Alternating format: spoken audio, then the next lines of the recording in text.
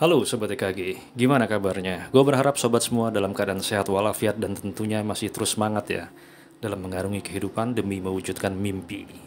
Sobat EKG, pernah nggak lu suka sebel atau bahkan benci sama suatu keadaan?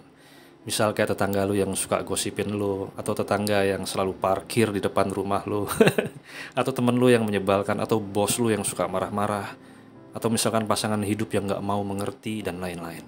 Ya, keadaan ini lama-kelamaan bisa bikin pengaruh buruk ke diri kita dan rasanya ingin lu rubah gitu. Tapi gimana ya caranya? Di video sebelumnya gue pernah cerita ya, kalau ada yang menghina lu ya lu santai aja, lu dengerin aja, nggak usah percaya. Nah, tapi keadaan ini memang agak berbeda dengan keadaan yang gue jelaskan tadi di atas, karena ini menyangkut keterlibatan sama diri kita. Kalau cuma menghina ya biarin aja lah, yang penting dia nggak fitnah, selesai. Sobat EKG, gue mau sedikit cerita berdasarkan kisah nyata gue. Jadi kurang lebih 8 tahun yang lalu, gue punya satu usaha kuliner yang alhamdulillah laku. Banyak sekali customer yang datang dan makan di tempat gue. Setiap hari omset gue makin membaik dan usaha kuliner yang gue jalanin terus berkembang. Tiba-tiba Sobat EKG, ruko persis di sebelah gue itu tadinya kosong ya. Akhirnya diisi sama orang yang mau jualan baju. Ya memang dia langsung buka 2 ruko sekaligus, jadi dijebol. Bukan main, jadi lumayan gede. Hari berlalu, adem ayem, ya kita pun bertetangga. Nggak tahu gimana ya, mungkin toko baju itu sepi. Akhirnya mereka mencoba membawa keranjang produk displaynya keluar dari ruko. Lalu dipasang tuh payung-payung di situ. Kalau hujan, ya nggak masalah sih. Tapi ternyata Sobat EKG, dia pun pasang speaker di dalam rukonya. Dan itu speakernya gede-gede. Dan setiap sore sampai malam, itu mereka setel lagu jedak-jeduk ala diskotik yang angkot-angkot suka setel itu loh.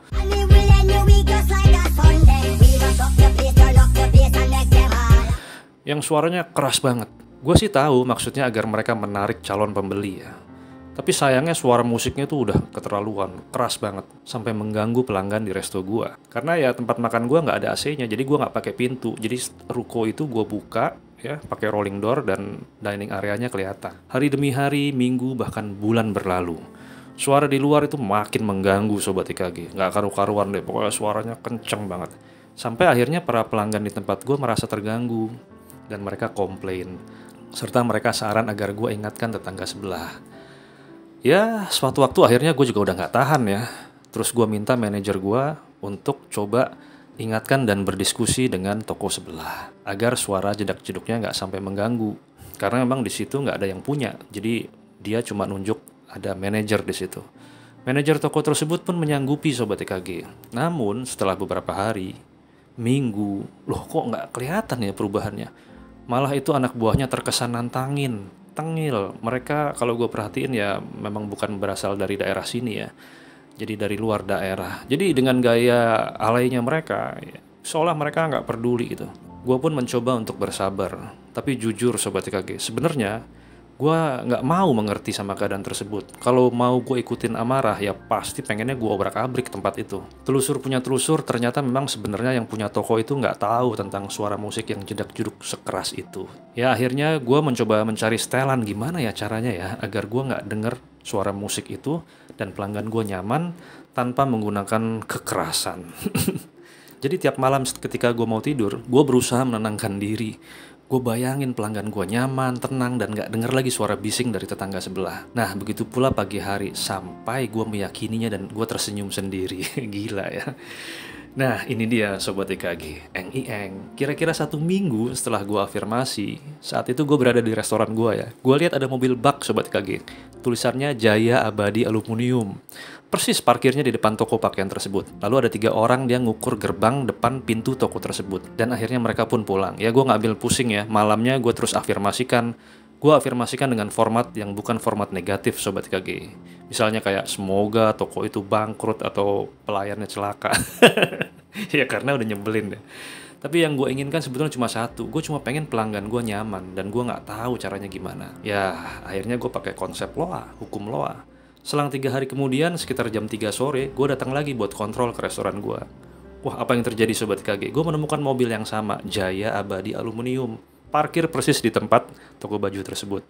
Nah, tapi kali ini mereka bukan hanya mengukur, tapi mereka lagi bikin partisi dan jendela serta pintu aluminium untuk menutup toko pakaian tersebut. Lalu gue iseng tanya sama pekerja di situ, "Loh, ini mau dipasang kaca sama aluminium ya, Pak?"